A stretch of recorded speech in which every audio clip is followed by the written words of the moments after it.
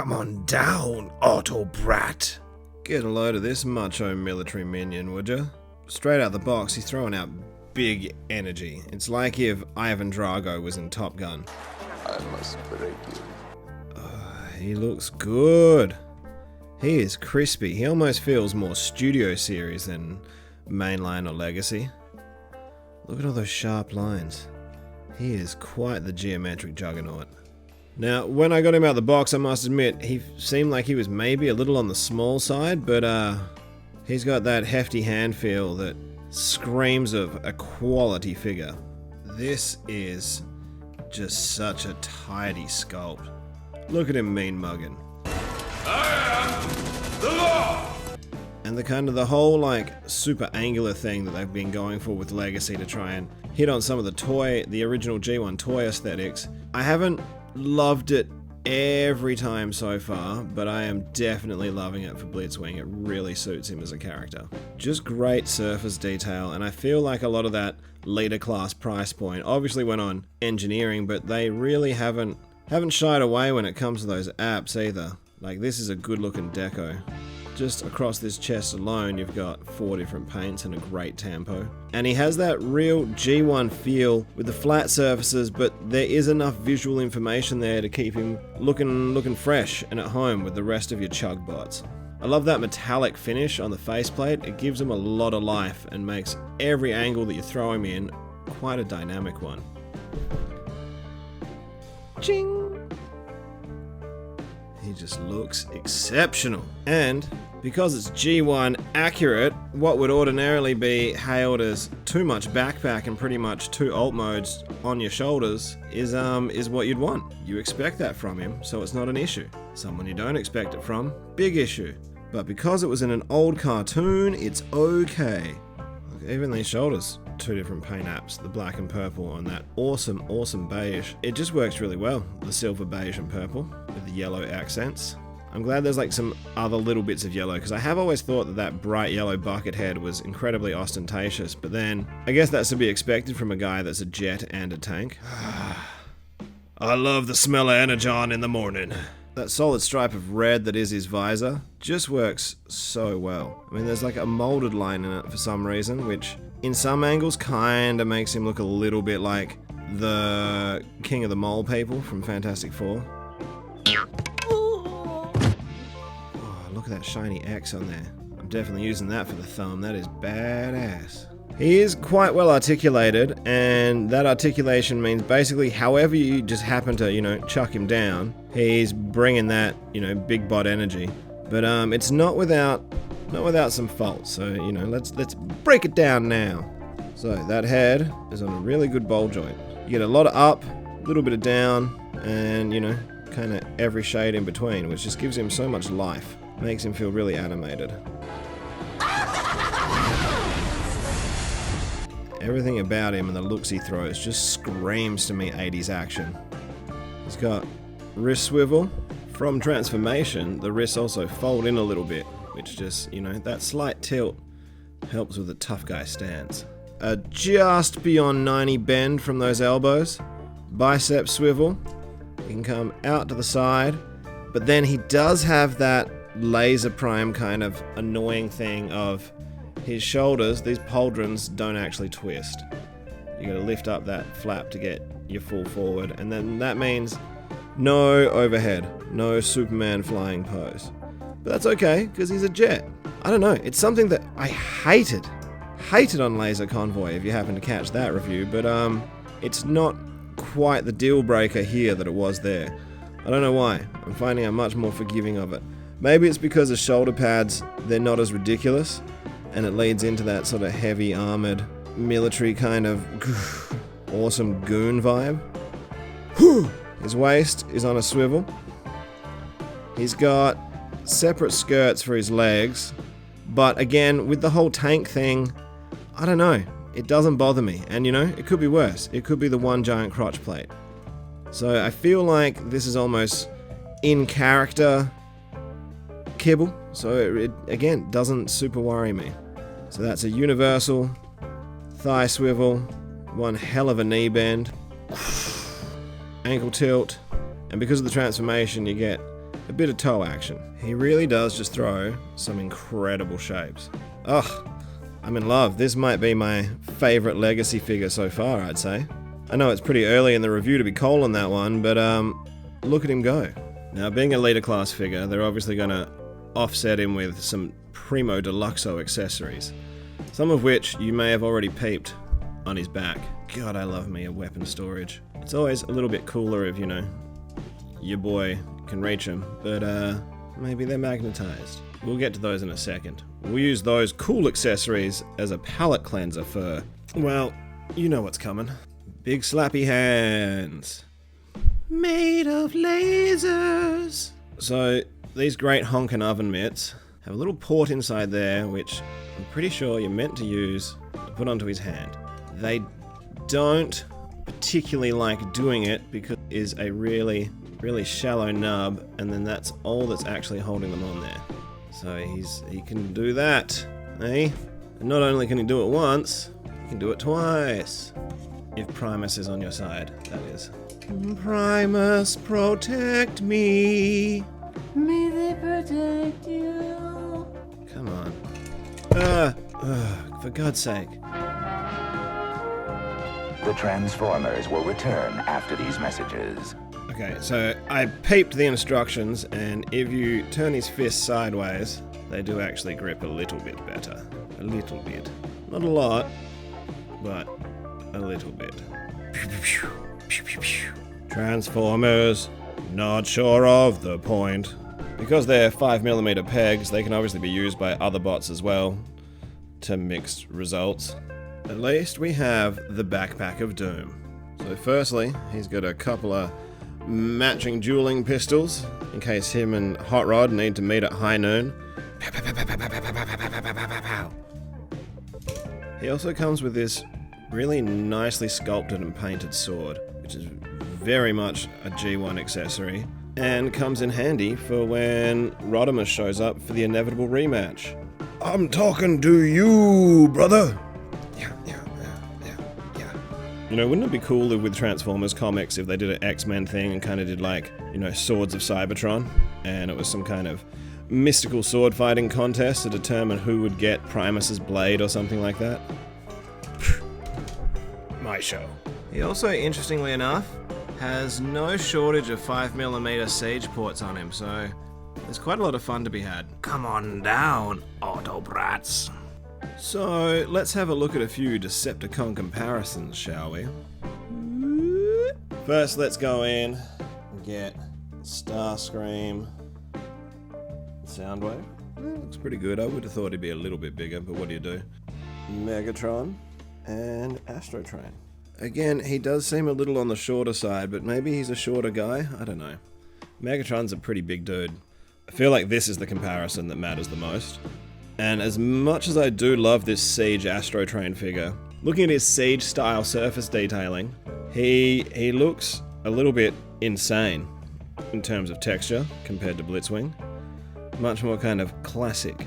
But they're very similar height, which I think works pretty well. Astrotrain's always been so inconsistently portrayed in the fiction. All of them have. That's what makes scale so difficult in that show. It's whack-a-mole. You all know it. You know it. It's time to kick ass and chew Energon. And I'm all out of Energon.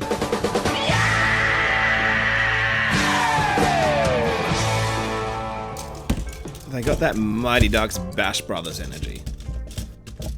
Now that's clearing the garbage. Hey man, we're just getting warmed up. Man, just looking at Astrotrain all kitted out with that incredible arsenal, it does make me wish that they had just made more guns instead of the giant fists. I forgot my giant Energon mitts. Should I go back and get them? No, I think we'll be okay. Only if you're sure. Yeah, I'm sure. I'm definitely sure. Good, because they're pretty cool. Sure they are. And because I'm in a position to be able to do so, let's have a look at him alongside some Blitzwing's past, shall we? So, we have New Coke, Classic Coke, Vanilla Coke, and Dr. Pepper. My G1 Blitzwing I got in a lot, and he's beat, and and he's missing bits, but he's G1 and I love him all the same. What tripped me out was having a look at this leader class Blitzwing alongside this Voyager class Titan's Return Blitzwing, and that is a very, very notable size difference. My, how the times have changed. Robots used to be bigger, but now they are small, and the times they are a-changin'. Woof. Alright, as soon as you look at these two next to each other, suddenly he doesn't feel as good a value, but he looks cooler, and his head is his own head. So, in terms of sculpt, let's just shuffle that aside so we don't have to think about that grim reality. Let's instead look at this hunk of junk, which is bigger, but infinitely worse, and I still think it's one of the worst classics-y chug figures out. Those arms, man. Those arms. And to think I was stupid enough to buy him as Double Dealer as well. And I mean, Animator's in a league all of its own. What's not to love about this? But I don't think anyone can deny that this guy is where it is at nowadays. Whew, he just looks so good. Right, he is undeniably the definitive version of Blitzwing at this point, right? He just looks the business. You stay here at your desk. Blitzwing will return. Alright, look. It's no great secret that I'm not a huge fan of transforming them. It takes the longest to shoot, it's the longest to cut together for the edit, and with this guy I gotta do it goddamn twice. So, let's just get into it, shall we? Flip down. Hands in. Twist. You kinda wanna straighten everything out. If you have this straightened out, the right angles, it'll all kind of wiggle together to be the shape you need it to be. This shape. Twist that noggin, fold up this chest plate, and straighten it out. Down to the feet. Close them. Yeah! Close them. Then, on each leg, we're gonna unfold it, unfold it. You can go all the way if you want. Then collapse those legs. Alright, when they're folded down, you just want to put this piece back in and together. Spoiler alert, they become wings later. And then if you connect the feet, that helps hold that all a little more steady. This is a pretty important one transformation-wise to make sure everything is lined up and square and things like that. So, now that he's planking, we can detach this whole bit, flip it down. It's got tabs and pegs on the underside, so that goes in nice and secure. Then these hooks go in those holes. They were made by the hands, hook hands, and they can be a bit of a pain. In! Wings, treads, what have you, bits. Get those bits out the way. Same on this side. And they've got tabs there as well. Secure. Oh, I forgot to do this bit. So then, I mean, it doesn't really matter when you do it. I did forget, but anyway, take this, flip that around, close this back up. It's got a couple little tabs. It'll do the clickaroo. Then this can come down. From this point, you can bring the turret forward, untab these bits, give them the old clicker-clacker, and then you can fold these wings, these tail fins, I guess. And then the final stage, which I think is pretty nifty, is you open that, pull that barrel out, close that top back down, boom, tank mode. Huh? Coach, it's a tank! What do I do? Give him the ball! Now this tank mode is actually pretty cool. I mean, the turret rotates, you get some up and down on it. But the nubbin, man, the nubbin. I can't believe you! You told me it was a nubbin! Joey, what do you think a nubbin was? I don't know, you see something, you hear a word, I thought that's what it was. I know it's a kind of G1-y thing, but this is quite a pronounced nubbin.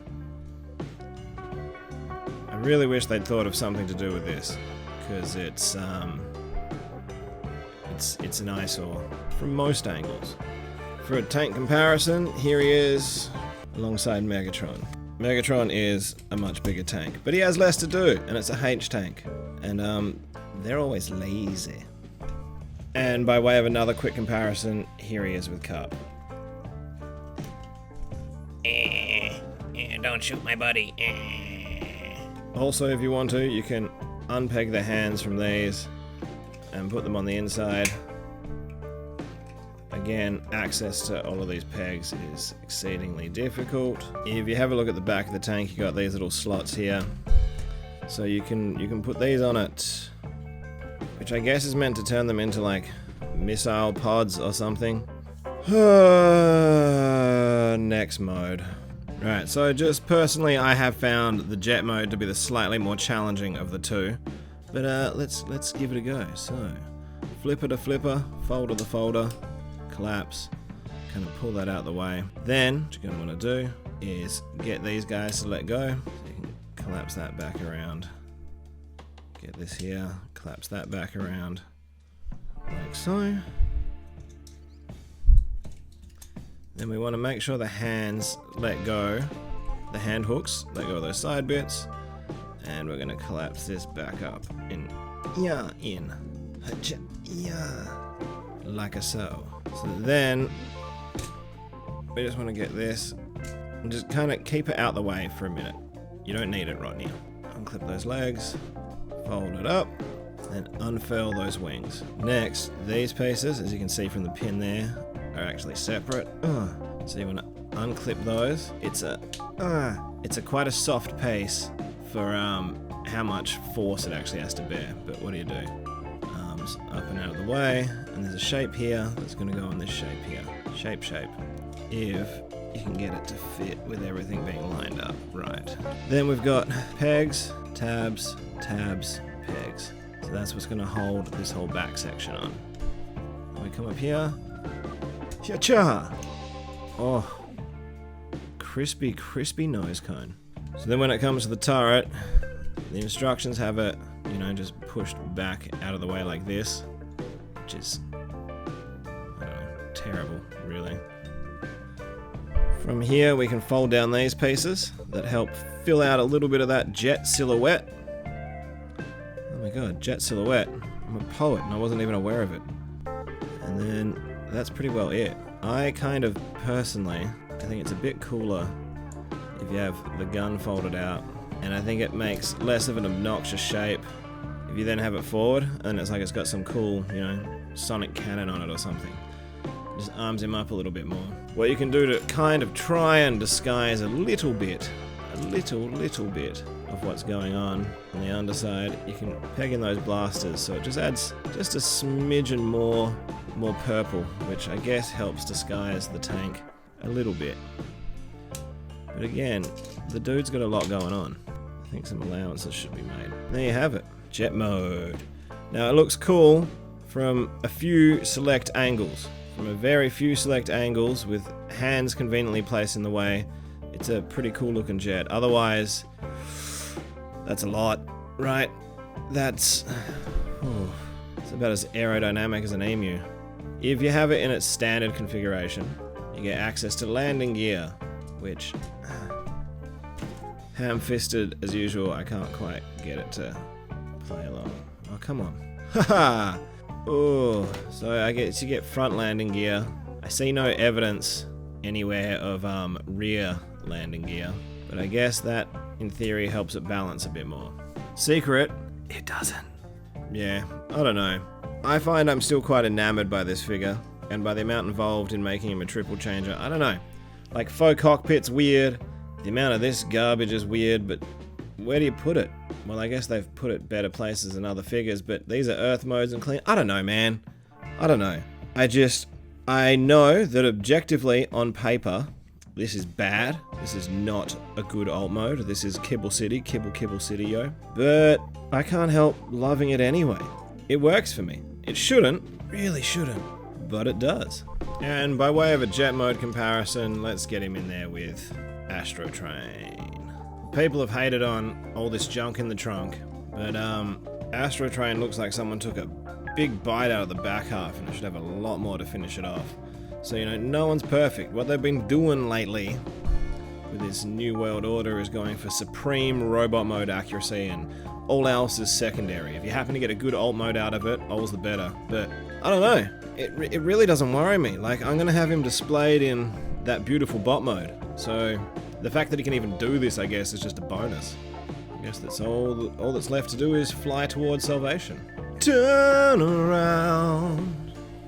So that's pretty much a wrap for this Blitzkrieg bot. So what did you think? Have you enjoyed him as much as I have? I also thought, just quickly, I thought I'd better do this with his toes. This is how it's supposed to be. He's supposed to have the triangle toes. I don't like it, so I didn't do it for most of it, but look, there you go. Triangle toes. Just the way Primus intended. And now folded back. Just the way Hamman intended. Anyway, I love this figure. I think it's pretty clear that I've had a lot of fun playing around with him, and he's just gonna look so good amongst the rest of your Deceptor dudes. I didn't realize exactly how much I needed this and how much I liked it until I got him in hand and started mucking about. He really is just phenomenal. Here's alt modes. You know, the tank has that weird kibbly front bit under the guise of Supreme G1ification, and that jet mode is a little lackluster and back heavy, but this robot mode is what it's all about. No sacrifice. No victory. So that's it, Robo Homies. Thank you so much for watching and stopping by and bearing with us to this point. Hope you liked what you saw. If you did, be sure to click the clicks and like the likes. And I'll catch you on the next one. Punk!